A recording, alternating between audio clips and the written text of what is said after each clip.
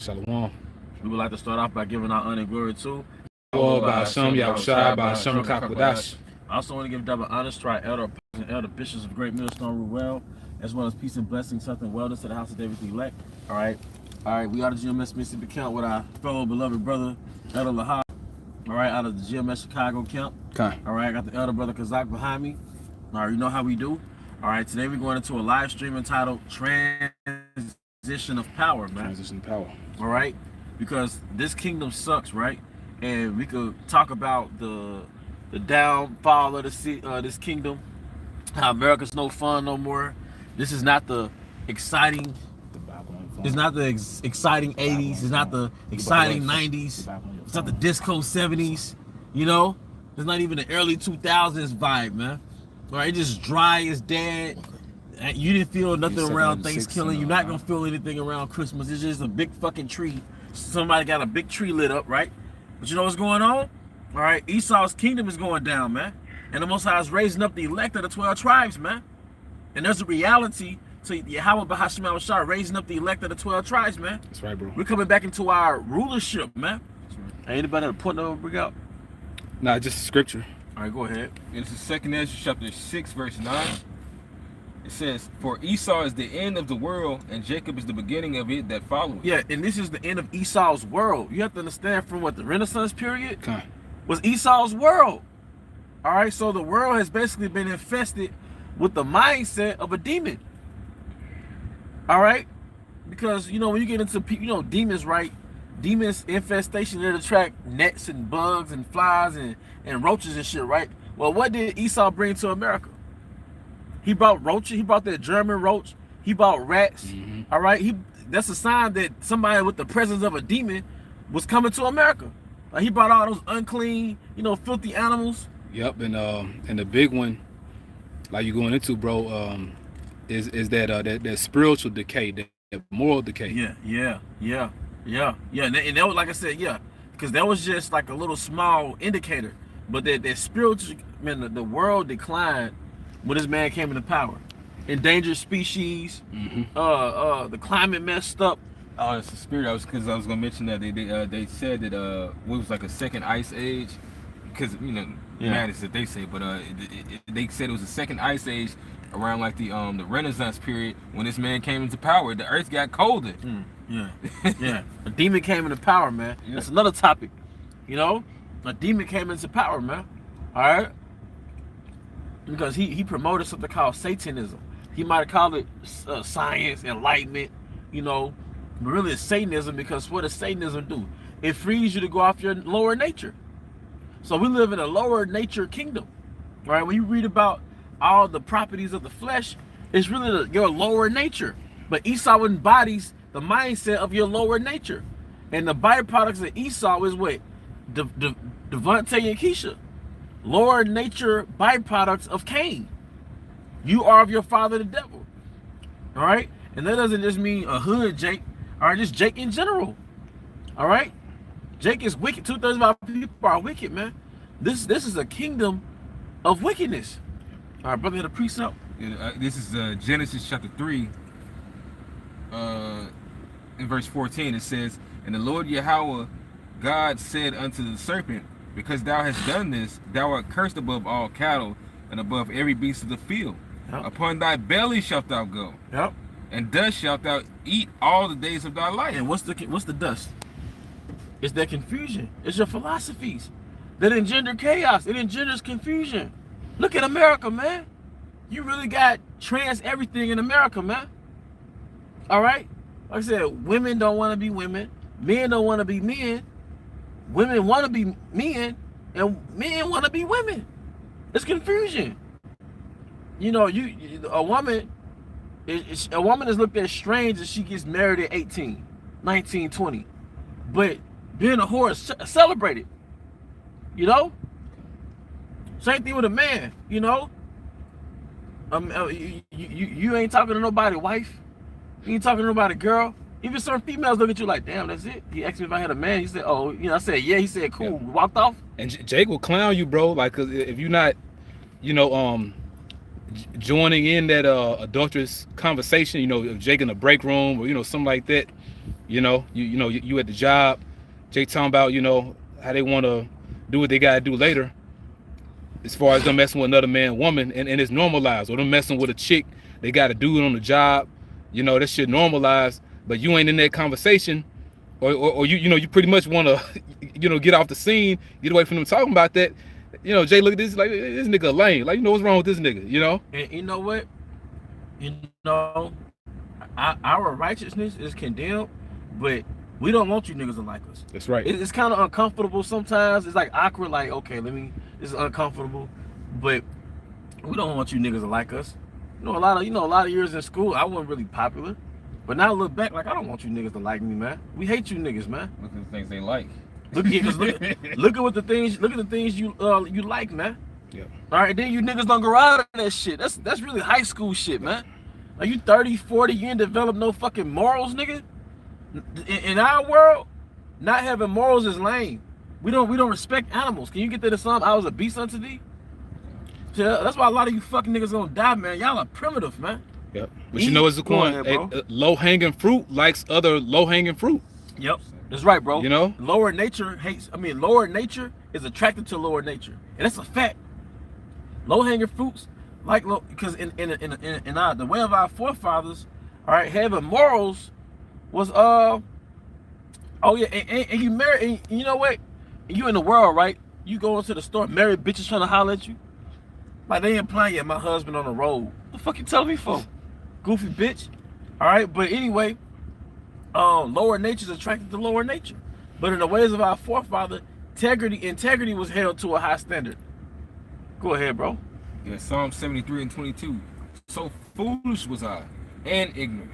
I was as a beast before thee. A beast? Living after the flesh. Don't you understand? That was part of the magnificence of Yahawah BAHASHAM YAHAWASHI. Was that, he civilized everybody with the laws. Because the scriptures already says that he made man. He brought forth the moving creature. But then he said he breathed the breath of life into Adam. Don't you understand? That was the great transition on the planet Earth. When Yahawah BAHASHAM YAHAWASHI breathed life into Adam. Or he civilized Adam, man. But then this damn turd came, this nigga, this serpent, this man with his philosophies. He always had a philosophy to disobey the Most High. Yep. He always had a philosophy to disobey the Most High. And like I say something coin, and it was an Edomite. Yep. It wasn't a Canaanite man. Genesis. Yeah. It was not a Canaanite man, bro. Canaan was even erected. There was no damn Canaan, man. The serpent was a melanated Edomite, man. Mm-hmm. He said, "Thou shalt not surely die." It was always a theme to disobey the Most High. And that's how Esau talked, though. Yep. That's the spirit of an Edomite. There ain't no Canaanite, man. Well, technically, Yeah. there ain't no fucking technically, man. That's how Esau talked, though. This nigga got all types of news speak, and that's why the English language is so filthy. It is a bastard language. It's a very unholy tongue. But for one, it's a dishonest language. Yeah. You got all these in between words. Maybes. What's it? Is that a maybe? Is that like a pronoun or something? I forgot what you call it. Compound word. Something like that. Which is another conjunction. It's like everything's mixed and mangled together. Aside from it being a bastardized language, Salaki, it's a language filled with diverse bastardized languages with hints of distorted Hebrew in it, man. Yeah, but it's filthy, man. English is filthy. That's why our forefathers said they'd rather eat swine than speak Greek. But English is a derivative of Greek, man. It's so crazy. If you ever pray in Hebrew and you focus on the word and the meaning of the word while you're saying in Hebrew, man, it feels pure. But you don't feel that in English. And even when you read certain other languages are kind of poetic. It has kind of a rhythm to it. Not English.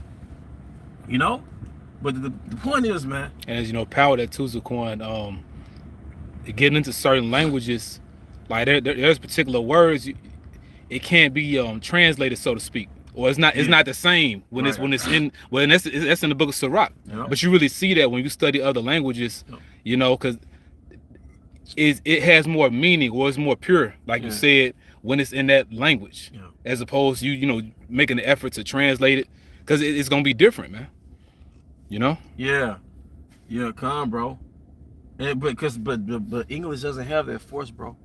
Those other languages, it has that force. It's like poetic. You know, not that I know these different languages, but you know how you read certain things, you translate it. It's like, man, it's poetic, man. You know? Go ahead. Yes, it's in the epilogue of Sirach. It says, "Wherefore let me entreat you to read it with favor and attention, and to pardon us, wherein we may seem to come short of some words which we have labored to interpret. For the same things uttered in Hebrew and translated into another tongue," and it's like, yeah, that's it. Another. Read it in the Good. It says, "In another tongue have not the same force in them, and not only these things, but the law itself and the prophets and the rest of the books have no small difference." Yep. So, like, you take the Hebrew and you translate it into English, it loses its force, man. You know, we got the King James version, you know, but it's not the same as when you read things in Hebrew. All right, with that, the Hebrew is the holy tongue. But going back to the point, man, we're in a transition of power. That's why it's all about Jake now. It's all about the man now. You know, being your best version, putting your purpose first, eating clean, having a workout routine, you know. And I like this, bro. Purpose over pleasure. Purpose over pleasure, man. Understanding that your energy inside of your body is your currency. And what are you spending your energy on? You know, putting your energy behind things is profitable for you, man. Really building your own kingdom, building your own legacy, being legacy minded. And Most High is creating a legacy within us, man. We're building our legacy here in Babylon, but it's going to trickle over to Jerusalem, man. You know, we're waking up now. The scripture says, well, I will raise up the house of David, the tabernacles of David, man. That's these different camps, man. All right, but in literally Isaiah 4:1, that's your wives subscribing to your legacy, man. You know? You are the establishment. You are the establishment, you know? So, hey, man. Hey, the Most High got it set up, man. We finna win, man. That's right. So even if you have bad moments, even if you having poor episodes in your life, car problems, whatever, in the grand scheme, all right, we're winning. You know, you got to see the forest for the trees, man. We're winning. That's the bigger picture, is that we're winning, man. Don't let the trees keep you from seeing the forest. All right, we're winning. And we're in the transition to power, man. I ain't never seen this many homeless Edomites. You know what I mean? Hey, you know, I like how you put that, bro. Don't let the trees get in the way you see in the forest. Yeah. Because these particular, you know, obstacles, different things going on brothers' lives, it can be as if these things are in the way. Yep. But really they're not in the way, man. Like, we just have to go through this in order for us to make it to the kingdom. Yep. You know, it's really all a part of it, man.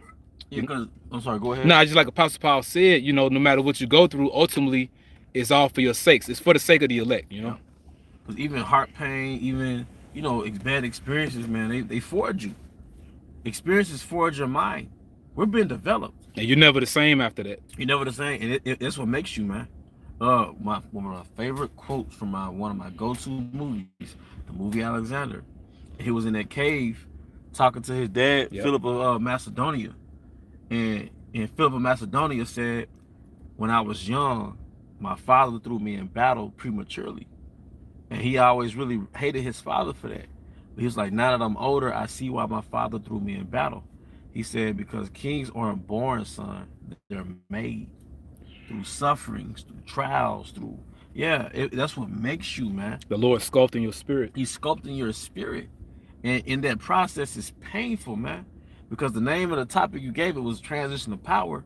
But the king has to be developed as he comes into power. That's how we're getting the power. We're transitioning our minds to the power. Was it in Galatians? You under tutors and governors until the time appointed by the Father. So, yeah, the Most High is giving us the kingdom, but simultaneously, that's what I meant to say, he's forging us for the kingdom. So he's taking out of these bastard, you know, brothers grow up how we grew up. He's taking us out of the matriarch. He's taking us out of Edomite supremacy, taking us out of feminism. All right, taking us out of street culture. Man, it take time to forge you out of those spirits, those enchantments, man. You know, taking you out of the standard American diet. He has to detox you from all that shit.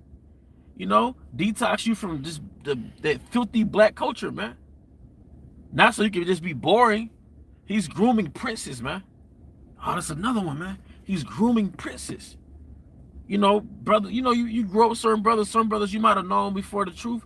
And certain brothers was in the streets. You know what I mean? Yeah, Elijah was out there, man. Certain brothers, hey, we either sold weed, smoked weed. You know, Jake was into adultery. But then 5, 10, 15 years later, man, you really are princes now, man. We're becoming YAHAWASHI like, you know? And then having the power to judge too, because you wouldn't understand these things unless you had gone through it. Yep. You know, that's a different teacher. Yep. You know, you actually doing something, you going through it, and now you understand it, and now you're on the outside looking in because you've been there before. Yep. You know, and that makes you a good judge. Yep. Adam had to go through the experience route. The Adam experience. The Adam experience, man. He had to come back in different incarnations and experience wickedness, experience the left hand side, experience all those different things. But by the time he made it to YAHAWASHI, that was the complete copy. It is done. You know, the precept. It's Galatians 4:1. It says, "Now I say that the heir, as long as he is a child, differs nothing from a servant, though he be Lord of all, but is under tutors." And yeah, because everything's gonna be given to the heir, but he has to be responsible with it. You know, the Lord, he's teaching us how to be responsible, man. I know that nigga, Prince, what's his name? Of Rap A Lot Records.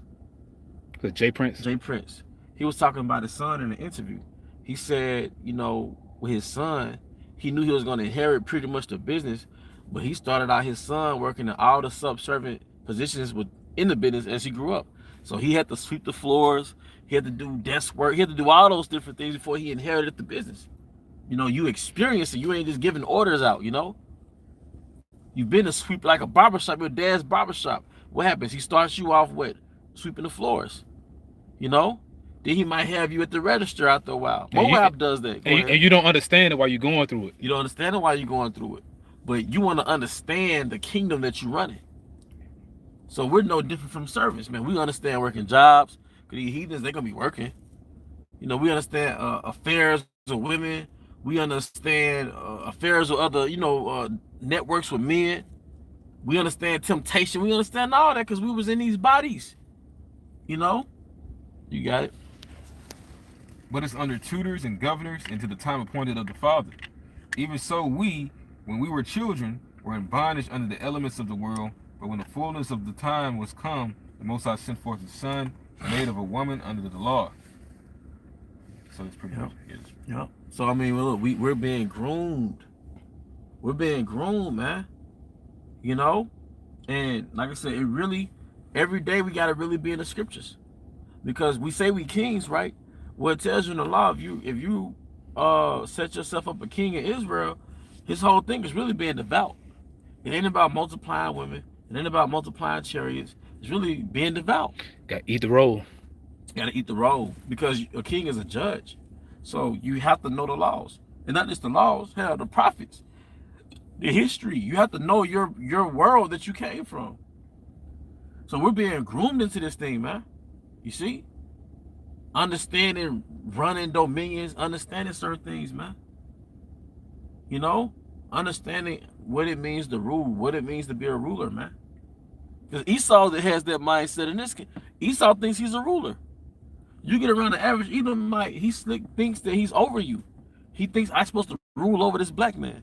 This so-called, I'm supposed to rule over him. Which they have their own laws, you know, that they judge by. But the way they are, you know, as far as how they immerse into their laws and, you know, what they'll judge you by, that's how we should be toward the scriptures. Right, right. So, I mean, look, that's pretty much the point, man. Yeah. And that's a beautiful point, man. Because our world is YAHAWAH BAHASHAM YAHAWASHI. Man, we got the laws of King Masha. We got the book of Proverbs. We got the book of Sirach. We got the Gospels. We got the history. We got all type of examples, man. So I mean, that's pretty much the point. Like, we're transitioning into power, man. Or you got chariots just making themselves more and more visible. They're taunting Esau, man. Your time is almost up, boy. The time is almost up, boy. That's right. You know? And brother had any precepts? Yeah. And after you get your precept, bro, about shot, you can get a Psalm 75. Yeah. Oh yeah. You go right into it. Maybe you want to watch some shows like that, you know? Well, let me just get this one to get to the point. This is Sirach 21 and 21. It says, learning is unto a wise man as an ornament of gold and like a bracelet upon his right arm. You know, which it goes into saying that how this wisdom is gonna physically be things like that as a scepter in your hand. But right now we're like, you know, without the you know, I'll say the carnal aesthetic of how it looks, how a king would look, we're traveling with that in wisdom. You know, that's how we're judging. You know, and that's the glory of it. Like how people get mesmerized when they see the crown on a king's head. Well, it's really the wisdom that puts the crown on his head, or glorifies somebody into this type of beauty. And you know what? And the friend of a king is wisdom. Wisdom is a man's woman. If you're a king, The Wisdom of Solomon. yeah, Wisdom of Solomon 6, but I think around 20. You know, if you're a king, your real friend, your real woman is wisdom. A noble trait is a man that loves wisdom. That's a noble trait. That's the trait of a prince. And that's in the 8th chapter too, if I'm not mistaken. Oh, how wisdom is part. Because in every incarnation, making themselves friends. Well, yeah. I think that's in the 7th. But I want to say in the 8th, he spoke about making wisdom his spouse. Yeah, man. Because apparently Solomon was a man that read. You know, so a noble trait is somebody that reads all the time, man. You know, especially things that's conducive to, you know, your intellect, things that's conducive to you having the proper tools to rule. You know, a man that reads, man. Because what does Esau give his peasants? Entertainment. He gives all this endless streaming, endless entertainment, endless social media. Because he doesn't want anybody to actually feed their minds and think, man. You could empower yourself through reading. You got it, bro. You want me to start at verse 6 here? I think it's verse 7, right? No, yeah, you can start at verse 6. It's Psalm 75 and 6. For promotion cometh neither from the east, nor from the west, nor from the south. But the Most High is the judge. He putteth down one and setteth up another. He putteth down one and set it up another. He gonna put down Esau and set up the house of Jacob, man. All right. Yep, that's the house of Jacob, all 12 tribes. Come on, all 12 tribes, bro. All right, go ahead. For in the hand of the Lord there is a cup, and the wine is red, and it is full of mixture, and he poureth it out of the same. But the dregs thereof, all the wicked of the earth shall wring them out and drink them. Mm-hmm. But I will declare forever, I will sing praises to the God of Jacob. And that's the point. Okay. It's just time for Esau to go into slavery. That's the cup. Mm-hmm. You're gonna have to go, and all the nations are going to slavery for 1,000 years. Hard, brutal slavery, man. Because somebody got to build up our cities, man. Yep, and after that 1,000-year period of slavery, that's when we'll, be